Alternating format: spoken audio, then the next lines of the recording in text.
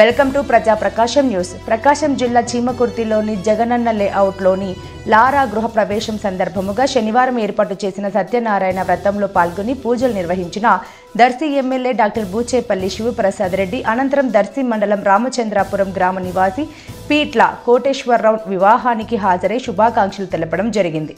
ఆ దర్శి కురిచేడు రోడ్డులో పీటీఎస్ కళ్యాణ మండపంలో ఏరువా భాస్కర్ రెడ్డి కుమారుల పంచల ఫంక్షన్ కార్యక్రమంలో పాల్గొని చిన్నారులను ఆశీర్వదించి దర్శి ఎమ్మెల్యే డాక్టర్ బూచేపల్లి శివప్రసాద్ రెడ్డి ఈ కార్యక్రమంలో స్థానిక వైసీపీ నాయకులు తదితరులు పాల్గొన్నారు.